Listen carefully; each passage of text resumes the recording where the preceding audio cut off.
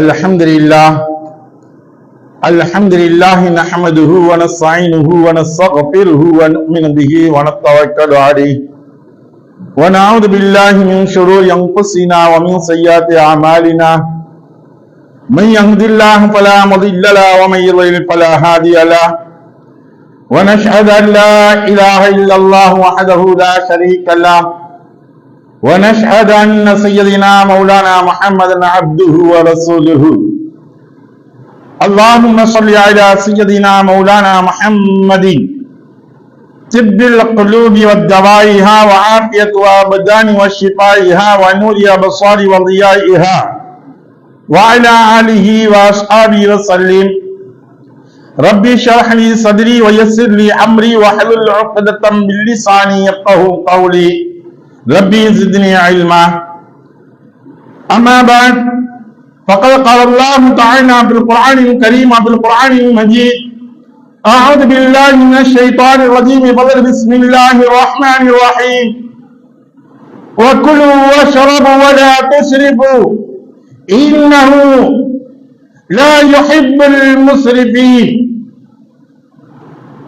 صدق الله العلي العظيم.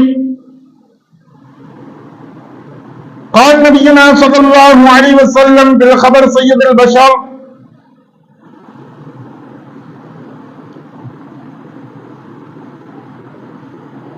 عن ابن مسعود رضي الله تعالى عنه عن النبي صلى الله عليه وسلم قال لا تزول قدم ابن آدم يوم القيامة من عند ربه حتى يسألوا عن خمس إلى آخره أو قال النبي صلى الله عليه وسلم سبق رسول النبي الكريم அளவில்லா அருளும் நிகழா அன்பும் விண்ணையும் மண்ணையும் உங்களையும் என்னையும் தரம் பார்த்து தடம் பார்த்து தக்க சமயத்தில் தருவோர் மூலம் தந்து கொண்டே இருக்கக்கூடிய தயார் தன்மை படைத்த தர்மபுரமாகிய தர்மசத்தாவாகிய வல்லவன் அல்லாஹ்விற்கே எல்லா புகழும் உரித்தது. இன்னும் அவனின் தூதர் நமதினால காத்தன் நபி உத்தர நபி சுமல் நபி சீர நபி அஹ்மது முஸ்தபா முஹம்மது தொல்லார் சர்தார் ஆயிரம் ரசூலே கரீம் ஸல்லல்லாஹு அலைஹி வஸல்லம் அன்னார்கள் மீதும் அன்னார்களுடைய அளவில்லா குடும்பத்தார்கள் மீதும் அவர்களை பின்பற்றி நடந்து வந்த சத்திய உத்தம சஹாபா பெருமக்கள் தாபின்கள் தபா தாபின்கள் அவுலியாக்கள் அன்பியாக்கள் நாதாக்கள் ஷஹதாக்கள் முத்தகீன்கள் மேலும் நல்லடியார்கள் மீதும் உங்கள் மீதும் என் மீதும் இறைவனுடைய சாந்தி என்னும் சமாதானமலை என்றென்றும் நிகழ்ந்து கொண்டே இருக்கட்டுமாக. அருமைக்குரிய சகோதரர்களே பெரியவர்களே, இன்று நாம் பார்க்கக்கூடிய தலைப்பு வீண் விரயம். ஏனென்றால் மனிதத்தில் சர்வசாதாரணமான ஒன்றாக வீண் விரயமாகிவிட்டது. என்னுடைய தேவைக்கு ஆண்டிதானே நான் செய்கின்றேன், என்னுடைய புத்திக்கு எட்டியது போன்று நான் செய்து கொண்டிருக்கின்றேன் என்பதாக எண்ணிக்கொண்டு ஒவ்வொன்றிலும் வீண் விரயம் என்பது செய்து கொண்டிருக்கின்றான். காசை கரியாக்குவது எந்த உடனேயே நமக்கு முதன்மையாக நினைவுக்கு வரக்கூடியது. வெடித்து சிதறிக்கக்கூடிய ஒன்றைத்தான் நமக்கு நினைவுக்கு வரும். ஒவ்வொரு வருட காலங்களும் இதை பற்றி சொல்லக்கூடியவர்களாகவே இருந்து கொண்டிருக்கின்றார்கள். ஒவ்வொரு மெஹராபுகளும் ஒவ்வொரு நண்பர்களிலும் இதை பற்றி மொழிந்து கொண்டே இருக்கின்றார்கள். நம்முடைய சமுதாயத்தில் இது கூடாத ஒன்று என்று மட்டுமல்ல, இது ஹராமான ஒரு செயல் என்பதாகவும் சொல்லி காட்டுகின்றோம். பட்டாசு என்பது ஆயிரக்கணக்கில் கோடிக்கணக்கில் ரூபாய் தெரிந்தவர்கள் வாங்கி என்று அதை கரியாக்கிக் கொண்டிருக்கின்றார்கள். மற்றவர்களை பற்றி பேசுவதற்கு இல்லை, நம்முடைய சமுதாயத்தில் இருந்து கொண்டிருக்கின்றார்கள். நம்முடைய சமுதாயத்துடைய இளைஞர்கள், இளைஞர்கள், குழந்தைகள் ஏதோ வந்ததை நாங்கள் வெடிக்கப் போகின்றோம் என்பதாக சொல்லிக் கொண்டிருக்கின்றார்கள். உண்பதற்கு நீங்கள் கொடுங்கள், உறுப்புவதற்கு கொடுங்கள், வெடிப்பதற்கு ஏன் கொடுக்க வேண்டும்? வீணாக்குவதற்கு அல்லாஹ் சொல்லும் பொழுது சொல்லி காட்டுகின்றான். நீங்கள் உண்ணுங்கள், பருகுங்கள், நீங்கள் வீண்கரையும் செய்யாதீர்கள். நிச்சயமாக அழிவாகின்றது. எது வீண்விரயம் செய்கின்றது இருக்கின்றது. லா யுஹிப்புல் முஸ்ரிஃபீன், இஸ்ராஃப் செய்யக்கூடியவர்கள் அல்லாஹ் தஆலா ஒரு காலமும் விரும்பவில்லை. எப்படிங்க? அல்லாஹ் ஒரு காலமும் அவர்களை விரும்பவில்லை. நடுநிலை சிந்தனையுடையவர்கள் யாரும் நடுநிலை சிந்தனையாக அல்லது நல்லது என நினைக்கக்கூடியவர்கள் எது நல்லது என்று எண்ணுகின்றார்களோ அவர்கள் இஸ்லாமியுடைய சொற்களை வரவேற்கக்கூடியவர்களாக இருப்பார்கள். அதே நேரத்தில் நடுநிலை சிந்தனை கொண்ட ஒரு மனிதன் எதை கெட்டது என்று நினைக்கின்றானோ அது இஸ்லாத்தில் தடுக்கப்பட்ட ஒன்றாகத்தான் இருக்கும். உண்மையாக இவனுடைய புத்திக்கு இவனுடைய அறிவுக்கு அல்லாஹ் குறிக்கப்பட்ட சிந்தனையான அறிவு இருக்கின்றதே, இது மனித சமுதாயத்திற்கு மட்டுமே கொடுக்கப்பட்ட ஒன்று. இறைவன் பயன்படுத்தி சிந்தித்தானால் சிந்திக்கக்கூடிய நிலைமைகள் வரக்கூடியவனாக இருந்தால் அப்பொழுது அவன் சொல்வான் இது தவறு என்பதாக எதை சொல்கின்றானோ அது இஸ்லாம் தடுத்த ஒன்றாகத்தான் இருக்கும். அவன் நல்லது என்பதாக எதை சிந்திக்கின்றானோ அது இஸ்லாம் வரவேற்கக்கூடிய ஒன்றாகத்தான் இருக்கும்.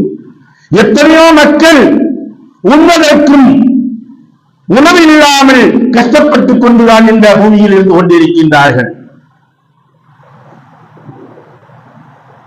கஷ்டப்படக்கூடிய நேரங்களில் நாம் வீண்விரயமாக செலவழிக்கக்கூடிய செலவுகளை பார்க்கும் பொழுது நடுநிலையாளர்களுடைய சிந்தனைகள் ஜீர்ணிக்க மறுக்கின்றது. அவர்களுக்கு இப்படி செலவழிக்கின்றார்கள் என்பதாக பட்டாசுகளில் பணங்களை வீண்விரயம் செய்யக்கூடிய சூழ்நிலைகள், உணவு விஷயங்களில் இவர்கள் வீண்விரயம் செய்யக்கூடியது, ஆடம்பரங்களில் இவர்கள் செய்யக்கூடிய வீண்விரயங்கள். அருமைக்குரிய சகோதரர்களே, நாம் ஒன்றை விளங்க கடமைப்பட்டிருக்கின்றோம். எல்லாத்துக்கும் நமக்கு தெரியும் ஒரு சூழ்நிலை மொத்தம் இந்த பட்டாசின் காரணமாக ஏற்படக்கூடிய தன்மைகள் இருக்கின்றது. நான்கு விதமான தன்மைகளாக இருப்பிருக்கிறார். இதனுடைய சூழ்நிலைகள் நான்கு விதமாக பிரிக்கப்பட்டாலும் கூட அந்த நான்கையும் கூட இஸ்லாம் தடுக்கக்கூடிய ஒன்றாகத்தான் இருக்கின்றது. ஒன்று சுற்றுச்சூழலுக்கு பாதிப்பை ஏற்படுத்தக்கூடிய ஒன்றாக இருக்கின்றது. இதன் மூலமாக சுற்றுச்சூழல்கள் மாசுகள் கெட்டு விடுகின்றன. அடுத்தபடியாக வீண்விரயம் இரண்டாவதாக, மூன்றாவதாக தன் சந்தோஷத்திற்காக வேண்டி பிறரை கஷ்டப்படுத்தக்கூடிய சூழ்நிலைகள் இருக்கின்றது. நான்காவதாக மாற்றாருக்கு ஒப்பான சூழ்நிலைகள் ஏற்பட்டுக் கொண்டிருக்கின்றது. அவர்களை போன்று இவர்கள் மாறிக்கொண்டு இருக்கின்றார்கள். இந்த நான்கு இஸ்லாம் நமக்கு தடுத்த ஒன்று. அருமைக்குரிய சகோதரர்களே, பசுமை தீபாவளி எனக்கூடிய ஒன்றின் மீது அகிலாம்பாள் என்று சொல்லக்கூடிய ஒரு நபர் இந்த தலைப்பின் கீழ் ஒரு கட்டுரை எழுதுகின்றார்கள். அதில் சில விஷயங்களை மட்டும் நாம் குறிப்பிட்டு பார்ப்போம். அவர்கள் கூறக்கூடியது இந்த நடுநிலையாளர்களாக இருக்கக்கூடிய நல்ல மனிதர்களாக இருக்கக்கூடிய சிலர்கள் அவர்கள் குறிப்பிடும் பொழுது சொல்கின்றார்கள், பட்டாசு வெடித்தால் அதன் கழிவுகள் நீரில் கலந்து செல்லும் இடமெல்லாம் சின்னாபின்னமாகி விடுகின்றது. தண்ணீரை கலக்குதுங்க, மக்கக்கூடிய குப்பைதான், அழியக்கூடிய குப்பைதான். ஆனால் அந்த மருந்தின் காரணமாக அந்த மருந்துடைய வீரியம் மலட்டுத்தன்மையாக மாற்றி விடுகின்றது. நீர்நிலைகளில் உள்ள உயிரினங்கள் மொத்தத்திற்கு அது அழிந்து விடுகின்றது. அது மட்டுமல்ல, நச்சுக்கள் நீரில் கலந்து நிலத்தடி நீர் மாறுபட்டுவிடும். அடுத்தபடியாக அவர்கள் குறிப்பிடுகின்றார்கள், பட்டாசு கழிவுகளினால் விவசாயம் பாதிக்கப்படுகின்றது. எந்த அளவுக்கு பாதிக்கப்படுகின்றது என்று தெரியுமா? இந்த பட்டாசுடைய கழிவுகள் இருக்கின்றதுல இந்த மக்களுடைய பேப்பர்ல தான் சுத்தி இருக்காங்க, எல்லாம் இருந்தாங்க இருக்கு அப்படின்னு நினைப்போம். இதை கொண்டு போய் ஒரு மனிதன் தன்னுடைய விவசாய நிலத்திலேயோ ஏனைய விஷயங்களிலோ இதை அவன் போட்டானால் அந்த பூமி மலட்டுத்தன்மையுடையதாக மாறிவிடும். இந்த குப்பையின் காரணமாக மக்களுடைய குப்பையாக இருந்தாலும் சரி, இதன் காரணமாக அதில் அந்த மண் மலட்டுத்தன்மையுடையதாக மாறிவிடுகின்றது. பட்டாசுடைய புகையினால் பறக்கும் பறவைகள் பாதிக்கப்படுகின்றன. அதனுடைய புகைகள் இருக்கின்றது, இதன் மூலியமாக பறக்கக்கூடிய பறவைகள் பாதிக்கப்படுகின்றன. எந்த அளவிற்கு பாதிக்கப்படுகின்றன? அது கருக்கள் கலைந்து விடுகின்றது. பறவைகள் இல்லாவிட்டால் காடுகள் என்பது இல்லை. ஒரு பறவைகள் இல்லை என்றால் காடுகள் என்பது இல்லை. ஏன் தெரியுமா?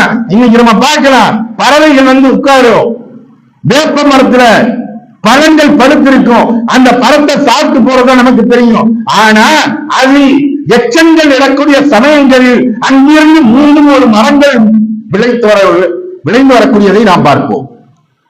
இப்படி காடுகளை உற்பத்தி செய்யக்கூடிய இடங்களாக, அனைத்திற்குரிய இடங்களாக மாறக்கூடியது பறவைகள் என்று கொண்டிருக்கின்றது. இந்த பறவைகள் என்பது அழிந்துவிட்டால் காடுகள் என்பது இல்லாமல் ஆகிவிடும். காடுகள் என்பது இல்லை என்றால் ஓடைகள் என்பது இல்லாமல் ஆகிவிடும். ஓடைகள் என்பது இல்லாமல் ஆகிவிட்டால் ஆறுகள் என்பது இல்லாமல் ஆகிவிடும். ஆறுகள் இல்லை என்றால் நீர்த்தடங்கள் என்பது நீர்கள் என்பது இல்லாமல் ஆகிவிடும். நீர்கள் இல்லை என்றால் வேளாண்மை என்பது ஒன்று இல்லை.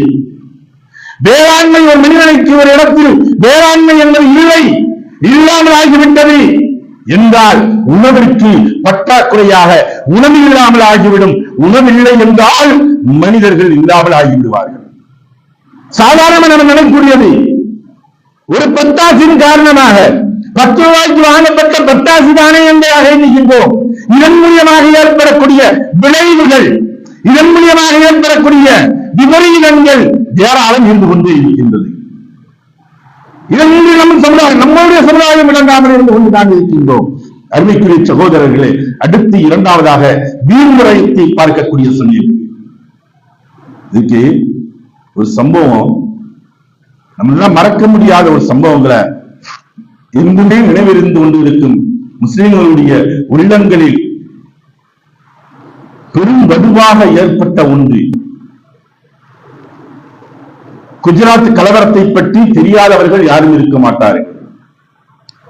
2000 அந்த சமயத்திற்கு முன்னால் இருக்கக்கூடியவர்கள், அதற்கு பின்னால் இருக்கக்கூடியவர்கள் இந்த குஜராத்துடைய கலவரங்களை பற்றி தெரியாத நபர்கள் இருக்க மாட்டார்கள்.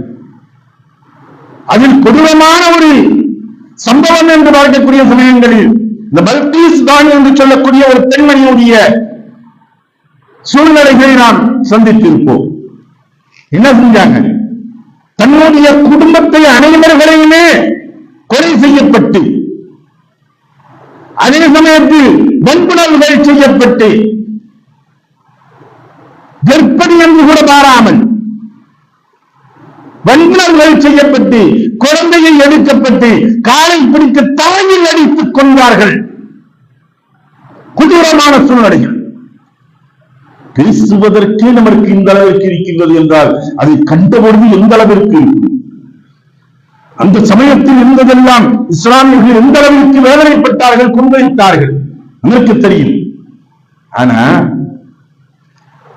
கடைசியா இந்த சம்பவங்களா முடிஞ்சு சிறு காலம் கழிந்ததற்கு பின்னால் இதை செய்தவர்கள் யார் என்று பார்க்கக்கூடிய சமயங்களில் கேஸ் போட்டுச்சு, அங்க போச்சு, உயர் நீதிமன்றம், உச்ச நீதிமன்றம் எல்லாம் போச்சு.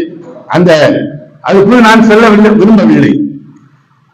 இது அதிகமாக இருக்கக்கூடியவர்கள், தாழ்த்தப்பட்டவர்கள் இருக்கின்றார்கள், பிற்படுத்தப்பட்டவர்கள், மிகவும் பிற்படுத்தப்பட்டவர்கள், இவர்கள் இருந்து கொண்டு இருக்கின்றார்கள்.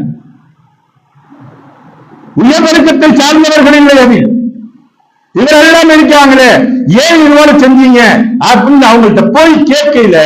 அவங்க சொன்ன சம்பவம் என்னன்னு தெரியுமா? அவங்க சொன்ன சரித்திரங்கள் என்ன என்று தெரியுமா? உண்மையில் அதை நாம் இறங்க வேண்டும்.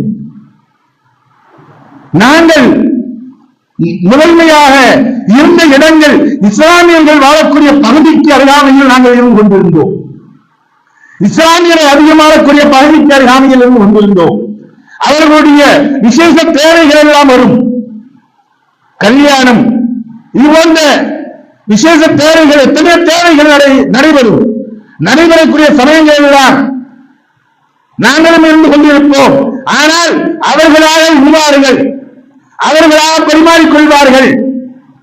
சரி, அவருக்குள் இருந்து பரிமாறிக்கொள்கின்றார்கள் என்பது மட்டுமல்ல, அதற்கு பின்னால் அவர்களிடத்தில் மிஞ்சக்கூடிய உணவுகளை எடுத்து அண்டாண்டாவா கொண்டு போய் எதை கொட்டுவாங்க, குப்பையில் கொட்டினார்கள். நாங்கள் பசியுடன் இருந்தோம், அங்கு அருகாமையில் நாங்கள் இருக்கக்கூடியவர்கள் பசியுடன் இருந்தோம். எங்களுக்கு அவங்க கொடுக்கல. அந்த உணவை எங்களுக்கு கொடுத்திருந்தால் நாங்கள் 3 தினங்கள் வைத்து நாங்கள் அதை உண்டிருப்போம். பசியினால் நாங்கள் இருந்து கொண்டு இருக்கின்றோம். எந்த ஒன்றுமே கண்டுக்காம அவங்க கொட்டினாங்க. அப்ப கொஞ்சம் எங்கள் மீது, எங்களுக்கு இஸ்லாமியர்கள் மீது ஒரு வெறுப்பு வந்தது. வெறுப்பு என்றால் சிறு கோபங்களாக இருந்தது. நான் இப்படிலாம் செய்யறாங்க, அவங்களாம் ஆக்கி சாப்பிட்டு போறாங்க, அது கொடுத்திருந்தா வேஸ்டாத்திக்கு போறாங்க, நம்மள கொடுத்திருந்தா நம்ம சாப்பிட்டுருக்காமே அப்படிங்கிறது இருந்துச்சு. இந்த சமயத்தில் தான் ஒரு அமைப்பு, 3 எழுத்து ஆங்கில எழுத்தை கொண்ட அமைப்பு, ஆறில் ஆரம்பித்து எஸ்ஸில் முடிக்கக்கூடிய இந்த 3 எழுத்தில் உள்ள அமைப்புகள் சென்றார்கள்.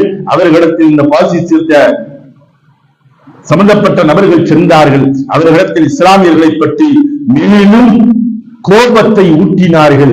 ஊட்டுவது மட்டுமல்ல, இதற்காக வேண்டி எங்களுக்கு பயிற்சியும் கொடுத்தார்கள், எல்லாம் செய்தார்கள், பணங்கள் கொடுத்தார்கள். எங்களுடைய இஸ்லாமியர்கள் என்று சொல்லக்கூடியவர்கள் எப்படி உள்ளவர்கள் என்று ஒரு வெறுப்பு பிரச்சாரத்தை, வெறுப்பை எங்களுடைய உள்ளங்களில் நஞ்சாக விதைத்தார்கள். இதன் காரணமாக என்ன ஆனது என்று தெரியுமா? ஒரு நேரம் வரும், நாங்கள் சொல்கின்றோம், அப்பொழுது இஸ்லாமியர்களை நீங்கள் அழித்து விடுங்கள் என்பதாக சொன்னார்கள். நாங்கள் தயாராக ஆனோம், அதற்கு தயாரித்துக் கொண்டிருந்தோம். அப்பொழுது இந்த நேரம் வந்தது, எங்களை ஏறிவிட்டார்கள். எங்கள் இருக்கக்கூடிய சமுதாயத்தை சார்ந்த சில இளைஞர்கள் சென்று இது போன்று கொடூரமான சூழ்நிலைகளை செய்தார்கள். அருமைக்குரிய சகோதரர்களே, இப்போ ஒரு லேட்டஸ்டா ஒரு விஷயம் வந்துகிட்டு இருக்கு, நம்ம பார்க்கலாம் செய்திகள் எல்லாம்.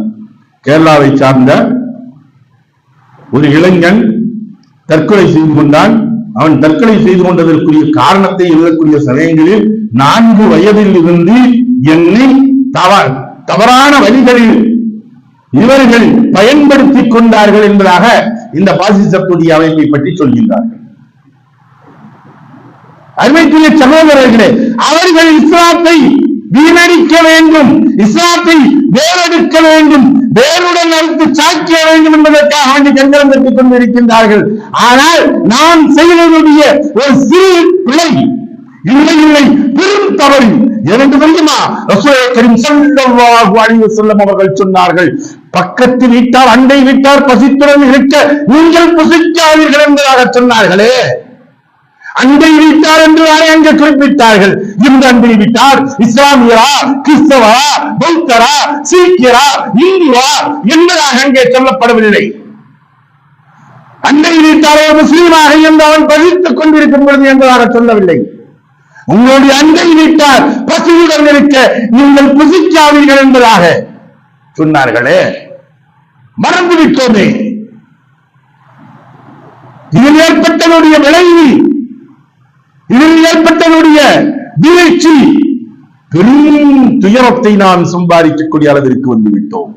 அருமைக்குரிய சகோதரர்களே, இன்னைக்கு எத்தனையோ விஷயங்கள் ஆடம்பரத்திற்காக வேண்டி வீடுகள் கட்டுகின்றார்கள். 2 குழந்தை இருக்குதுங்க, இல்ல ஏற்கனவே 2 குழந்தைதான், ஆண் ஒண்ணு பெண் ஒண்ணு அதோட நிறுத்திக்கிட்டாங்க. 2 குழந்தை இருக்கு, 7 பெட்ரூம் வைத்து கட்டுறாரு. எதுக்கு? 4 மாடி கட்டி இருக்காரு. பெருங்கொண்ட வீடுகள், பங்களாக்கள் ஒன்று, சமைக்கிறதுக்கு கிச்சனுக்கு ஒரு சின்ன ஒரு 10க்கு 10 ரூம் போதுமான ஒன்று. சில இடங்களில் வீடுகளில் பார்க்கக்கூடிய சமயங்களில் பிரம்மாண்டமான சமையல் அறையை கட்டி வச்சிருக்காங்க. பாத்ரூம் என்ன? அது நம்மளுடைய கழிவுகளை கழிக்கக்கூடிய இடங்கள் தான். அது பெரும் பெட்ரூம் போடாத ஜோடிச்சு சிங்காச்சு வச்சிருக்காங்க. அப்ப இதெல்லாம் வீண் விரயம் அல்லவா? இதற்காக வந்து லோனை போடு, கடனை வாங்கி, அதை வாங்கி, இதை வாங்கி, எல்லாத்தையும் வாங்கி இவன் செய்கிறார். ஆனால் இருக்கக்கூடியது என்னவாகின்றது? இல்லாதப்பட்டவர்கள் ஏங்கி தவிர்க்கும் போதுதான் தெரிகின்றது. அதனுடைய பத்வாக்கள் நம்மை சுற்றிக் கொண்டேதான் இருக்கும். நாம் கொடுப்பதன் காரணமாக எந்த ஒரு நபர்களும் ஏழையாக ஆனது என்பது சரித்திரம் இல்லை. நான் கொடுப்பதன் காரணமாக நான் நொடிந்து விட்டேன் என்று சொல்வதற்கு எந்த ஒரு மனிதர்களும் இல்லை. இவர்கள் வீண் விரயமாக வெற்றித்தனமான செலவுகளை இழுத்ததின் காரணமாக ஏற்படக்கூடிய விளைவுகள். திருமணத்திற்காக வேண்டி நபி வழி திருமணம் என்று சொல்லி இன்னைக்கு வச்சுக்கிட்டு இருக்காங்க. அதை நமக்கு முழுமையாக உடன்பாடுகள் இல்லை. ஆனால் திருமணம் என்பது எப்படி செய்ய வேண்டும் என்பதை பார்க்கும் பொழுது மிகவும் எளிமையான முறைகளில் திருமணங்கள் நடத்த வேண்டும். எந்த விருந்துகளில் ஏழைகளுடைய கைகளில் அழைக்கப்படவில்லையோ அதில் அல்லாஹ்வுடைய பரக்கத்து இருக்காது. இன்னைக்கு என்ன செய்யும்? நமக்கு ஒரு நிச்சயத்தை வைக்கிறோம், இல்ல வலிமா வைக்கிறோம், அப்ப நமக்கு தெரிஞ்சவங்க நம்ம திறன் கூட்டு வச்சுக்கிட்டு போயிட்டு நம்ம செஞ்சு சாப்பிட்டு முடிச்சிடும். இது என்ன நமக்கு பரக்கத்து இருக்கும்? எதற்காக நீங்கள் செய்கின்றீர்கள் அவருக்குரிய பலனை எப்படி நீங்கள் அறிவிப்பீர்கள்? அன்னைக்குரிய சகோதரர்களே, ஏழைகள் எல்லா விருதுகளிலும் அங்கே கைநடைக்கப்பட வேண்டும் என்று நான் மார்க்கம் சொல்லக்கூடியது. வசதி வைத்தவர்கள் மட்டும் நான் அழைத்துக் கொள்வேன் என்றால் அது விருந்தல்ல. உங்களுக்குள் நீங்கள் வைத்துக் கொள்ளக்கூடிய பேட்டி, அந்த திருமணங்கள் எளிமையாக இருக்க வேண்டும். மைசெட்டு போடுறது, பந்தல் போடுறது, லட்சக்கணக்கில் செலவழிக்கிறாங்க. இவங்க செலவழிக்கக்கூடிய 2 திருமணத்திற்கு செலவழிக்கக்கூடிய பணங்களை மிச்சப்படுத்தினால் இவர்கள் ஒரு குமருடைய ஆரியத்தை நிறைவேற்றி விடலாம். ஒரு பெண் கை சேர்க்கும் அளவிற்கு ஆகிவிடும். எத்தனை நபர்கள் நாம் முன் வருகின்றோம்? வீண் விரயங்கள் என்பதை இஸ்லாம் மிகவும் வன்மையாக அதை கண்டித்து சொல்கின்றது. அருமைக்குரிய சகோதரர்களே, அடுத்தபடியாக பார்க்கும் பொழுது 3ஆவதாக பார்க்கக்கூடிய சமயங்களில் இதில் முக்கியமான விஷயங்களாக தன் சந்தோஷத்திற்காக வேண்டி பிறரை சங்கடப்படுத்தக்கூடிய சூழ்நிலைகள் ஏற்படுகின்றது. இவர்கள் சந்தோஷமாக இருப்பதற்காக வேண்டி பிறர்களை இவர்கள் கஷ்டப்படுத்திக் கொண்டிருக்கின்றார்கள். முடிந்தவரை இஸ்லாம் சொல்லக்கூடிய வார்த்தைகள், நாம் முடிந்தவரை பிறருக்கு நன்மைகள் செய்ய வேண்டும், நன்மைகள் செய்ய வேண்டும் என்பதாகத்தான் இஸ்லாம் சொல்கின்றது. எந்த அளவிற்கு நீ நடந்து செல்லக்கூடிய பாதைகளில் ஒரு முட்கள் இருந்தால் கூட முழு கற்களை எடுத்து அகற்றுவது கூட ஒரு தர்மமாக இருக்கின்றது என்பதாக ரசூலுல்லாஹி ஸல்லல்லாஹு அலைஹி வஸல்லம் அவர்கள் சொன்னார்களே. இதுதானே நன்மையான காரியம். பிறருக்கு நோவினை தரக்கூடாது என்பதை ரசூலுல்லாஹி ஸல்லல்லாஹு அலைஹி வஸல்லம் அவர்கள் வலியுறுத்தினார்களே. உன்னுடைய கரத்தினாலோ, உன்னுடைய சிரத்தினாலோ, உன்னுடைய நாவினாலோ பிறருக்கு நீ தொந்தரவு செய்யாதே என்பதாக சொன்னார்களே.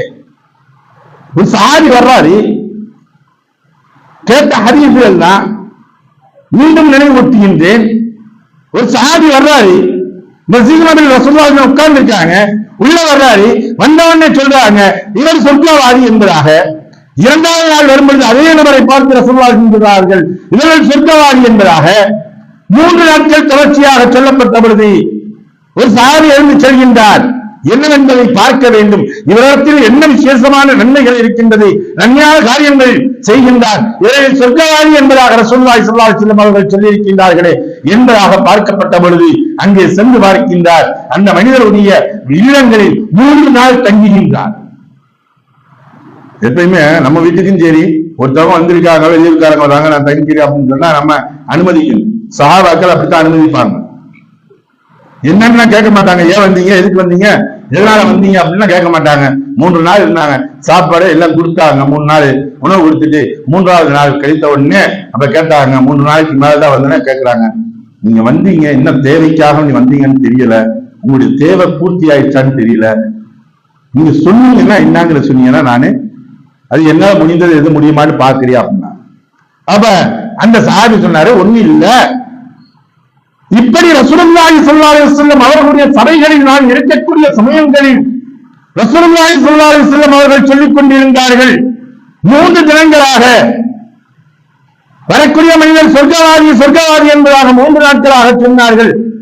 நீங்கள் உங்களை குறிப்பிட்டு சொன்னார்கள், ஏன் என்று தெரியவில்லை, அதை நான் பார்ப்பதற்காக வேண்டிதான் வந்தேன், உங்களிடத்தில் என்ன சிறப்பு அம்சங்கள் இருக்கிறது என்பதை காண்பதற்காக வேண்டி வந்தேன் என்பதாக சொல்லிவிட்டு அந்த சஹாபி கேட்டார், உங்களிடத்தில் அப்படி என்ன விசேஷமான அமல்கள் இருக்கின்றது என்பதாக கேட்கப்பட்ட பொழுது அந்த சஹாபி சொன்னார், ஒன்றும் இல்லை, எல்லோரையும் போன்று நான் தஹஜ்ஜத் தொழுகின்றேன், நான் 5 தொழுகையை தொழுகின்றேன், இதைத்தான் நான் செய்து கொண்டிருக்கின்றேன், ஏனைய அதிகப்படியான அமல்களை செய்யவில்லை, நீங்கள் என்ன செய்கின்றீர்களோ அதைத்தான் செய்து கொண்டிருக்கின்றேன், என்னிடத்தில் ஒரே ஒரு பழக்கம், எக்காலத்தை கொண்டும் எந்த சூழ்நிலையும் எப்பொழுதுமே பிறரை பற்றி தவறான எண்ணங்கள் நான் கொண்டதில்லை என்பதாக சொன்னார்கள். தவறான எண்ணங்கள் என்னுடைய உள்ளத்தில் கூட நான் கொண்டதில்லை. இதனுடைய விளைவாக சொர்க்கவாதி என்பதாக ரசூலுல்லாஹி ஸல்லல்லாஹு அலைஹி வஸல்லம் அவர்கள் சொன்னார்கள். இன்னைக்கு நம்ம என்ன செய்யறோம், ஒரு மனிதனுடைய தோற்றத்தை பார்த்தனே, இப்படி இருப்பானோ அப்படி இருப்பானோ, அதா இருக்குமோ இதா இருக்குமோ எல்லாத்தையும் கற்பனை பண்ணிடுவோம். நாம் எப்படி சொர்க்கவாதிகள் என்று நாம் சொர்க்கத்திற்கு சொந்தக்காரர்களாக மாற முடியும்? நம்முடைய எண்ணங்கள் சரியில்லாமல் இருந்து கொண்டிருக்கின்றது. அருமைக்குரிய சகோதரர்களே, இப்படி தன்னுடைய சிந்தனையால் கூட பிறருக்குரிய இடையூறுகள் செய்யாமல் இருக்கக்கூடிய நபர்களை பற்றி ரசூலுல்லாஹி ஸல்லல்லாஹு அலைஹி வஸல்லம் சொன்னார்களே. ஆனால் இன்று நாம் பார்க்கக்கூடிய இந்த விஷயங்களின் மூலியமாக, சப்தங்கள் ஒலிபெருக்கிகளின் மூலியமாக கொடூரமான சப்தங்களை கேட்டுக் கொண்டிருக்கின்றோம். சப்தத்தை பற்றி சொல்லும் பொழுது டெசிபிள் என்பதாக ஒரு அளவுகோடு சொல்வார்கள். இந்த அளவுகளை வைத்து பார்க்கக்கூடிய சமயங்களில் பேச்சுக்களுடைய இந்த என்னென்ன சத்தம் மட்டும் பேசுறாங்கல்ல, இந்த பேச்சுக்களுடைய அளவு 30 டெசிபிளுக்கு மேலாக போகாது. என்ன சத்தம் மட்டும் பேசினாலும் சரி 30 டெசிபிளுக்கு மேல போகாது. அதிகபட்சம் ஒரு மனிதனுடைய காதுகளில் கேட்கக்கூடிய சப்தங்களுடைய அளவுகள் என்பதை சொல்லும் பொழுது 60 டெசிபிள் சப்தத்திற்கு மேல் கேட்டால் அது அவருடைய காதை பாதிக்கக்கூடியதாக ஆகிவிடும். அவருடைய செவிப்புலன்களுடைய அழுத்தங்கள் பற்றி இவன் என்ன ஆயிரும், ஒண்ணு முதன்மையாக பாதிக்கக்கூடியது இந்த செவித்தன்மையில் இருக்கக்கூடிய ஜவ்வு விலகும். ஜவ்வு விட்டோம் ஒண்ணு. அதற்கு மேலாக அதிகப்படியான சத்தங்களை கேட்கும் பொழுது இவனுக்கு என்ன ஆகுது, ஹார்ட் அட்டாக் மகன் வந்துருது. எவ்வளவு பெரிய விஷயம் வருது. ஒரு சாதாரண சத்தத்தை நம்ம நினைக்கிறோம். அதனால இந்த சத்தத்தின் மூலியமாக வாகனத்துடைய ஹார்னுடைய சத்தங்கள் எவ்வளவு வைக்கணும் இருக்காங்க, அதிகபட்சமாக 80 டெசிபிளுக்கு மேலாக இருக்கக்கூடாது என்பதாக அரசு நிர்ணயம் செய்திருக்கின்றது. ஆனா போக்குவரத்து சட்டத்தின் பிரகாரம் இந்த அளவிற்கு மேல் இருக்கக்கூடாது, இருந்துச்சுன்னா அந்த ஹார்னை பறிச்சிடணும் அப்படின்னு இருக்கு. ஆனா பட்டாசுடைய அளவு குறைந்த அளவு எவ்வளவு தெரியுமா, இவருடைய சத்தத்துடைய அளவு 125 டெசிபிளுடைய அளவு வரை இருக்கின்றது, குறைந்த அளவு.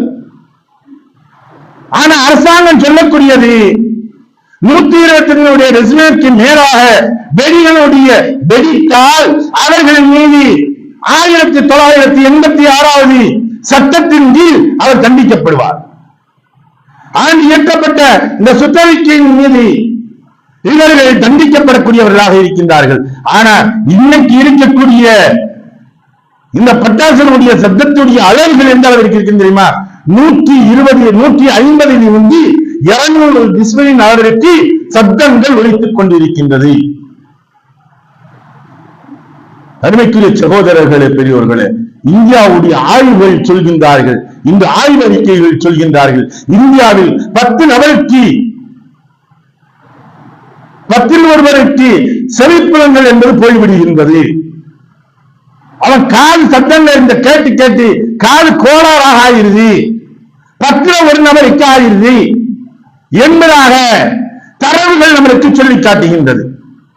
ஏன் சத்தங்கள் எல்லாத்திலையும் வந்து இந்த வெடியுடைய சத்தங்கள் மட்டுமில்ல, நம்ம பார்த்திருப்போம்.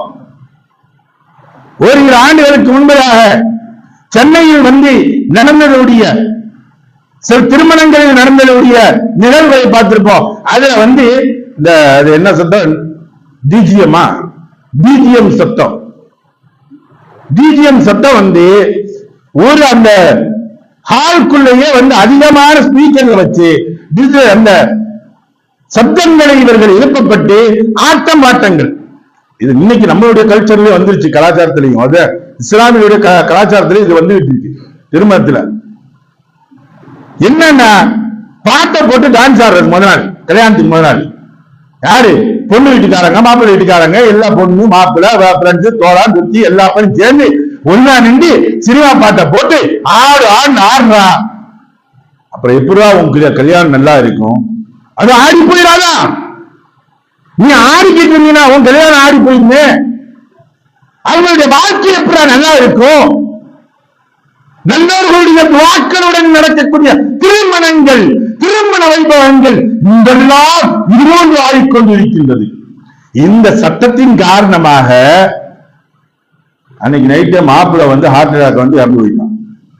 இது செய்திகள், முன்னுள்ள செய்திகளை நான் சொல்கின்றேன். நடக்காத செய்தி இல்ல, நடந்த செய்திகள். நண்பர்கள் கொண்டாடிருக்கின்றார்கள். நீங்களுடைய சமயத்தில் ஒரு இதில் ஆட்டம் போட்டு நீச்சல் குளத்திற்கு மேல அந்த எல்லாம் போடப்பட்டு ஸ்டேஜ் போடப்பட்டு ஆடினாங்க. இது போல வச்சு ஆடப்பட்டு அது கலந்து கீழே விழுந்து பல நபர்கள் இறந்தார்கள். எல்லா விஷயங்களும் பாருங்க. 3 வாரங்களுக்கு முன்னால் நடந்த இடங்களுடைய பெரும் விபத்துகள், தமிழ்நாட்டில் நடந்த விபத்து உலகம் முழுவதும் பேசக்கூடியதாக, உலகத்தில் இருக்கக்கூடிய அனைத்து மூலமொழிகளில் இருக்கக்கூடிய தமிழர்கள் எல்லாம் உள்ளங்கள் எல்லாம் குமரக்கூடியதாக இருக்கின்றது. 41 உயிர்களை இழந்தமே. அதற்கு முன்னால் அவர்கள் செய்ததுடைய விஷயங்கள் என்னென்றால் இந்த சத்தங்களாக அழிக்கப்பட்டு அந்த ஆட்டம் போட்டதா. எனர்ஜிகள் போச்சு. வரக்கூடிய சமயத்தில் இவங்களால் நிக்க முடியல, தள்ளுமுள்ள ஆச்சு. எல்லாம் குழந்தைகளுடைய தலைகளின் மீது, இடுப்புகள் மீது ஏறி நின்று அந்த வெறித்தனமாக கையாட்டுவதற்கு தயாராக கொண்டிருந்தார்கள். இதில் இஸ்லாமியர்களும் பங்கு கொண்டிருக்கின்றார்கள். இன்று பார்க்கின்றோம், இஸ்லாமியர்களும் அதில் இருக்கக்கூடிய நபர்களை நாம் பார்க்கின்றோம். அருமைக்குரிய சகோதரர்களே, இஸ்லாம் சொல்லக்கூடியது பிறருக்கு நோவினைகள் என்பதை தருவது என்பது கூடாது என்பதாக கடுமையாக வலியுறுத்தி கூறுகின்றது. எதை இதுவரை பேசினோமோ கேட்டோமோ அதை நாம் விளங்கி நடக்கக்கூடிய அமல் செய்யக்கூடிய நன்மக்களாக நம்முடைய குழந்தைகளும் இந்த வரக்கூடிய நாட்களில் வெடி சித்தங்கள் இல்லாத ஊர்களாக, எத்தனையோ ஊர்கள் இன்னைக்கு செஞ்சிருக்காங்க. நான் முஸ்லிம்ஸ் உடைய, இஸ்லாம் அல்லாத சகோதரர்களுடைய ஊர்களில் வெடிகளை நாங்கள் பல ஆண்டு காலங்களாக வெடித்ததே இல்லை. ஏனென்றால் எங்கள் ஊர்களில் பவ்வாக்கள் வாழ்ந்து கொண்டிருக்கின்றது என்பதின் காரணமாக இந்த சத்தத்தை கேட்டால் இங்கிருந்து சென்றுவிடும் என்பதற்காக வேண்டி அவர்கள் ஊர் கட்டுப்பாடாக போட்டு வைத்திருக்கின்றார்கள். ஏன் ஒரு இஸ்லாமிய சமுதாயம் இந்த கட்டுப்பாடை போட முடியாதா? தன்மைக்குரிய சகோதரர்களே, அது போன்ற கட்டுப்பாடுகளுடன் நம்முடைய சமுதாயம் வரக்கூடிய பாக்கியங்களை வல்லல்லாஹ் தந்தார் உருவானாக. வாஹிர் தாவனா அல்ஹம்துலில்லாஹி ரப்பில் ஆலமீன். அஸ்ஸலாமு அலைக்கும் வரஹ்மத்துல்லாஹி தஆலா வபரகாத்துஹு.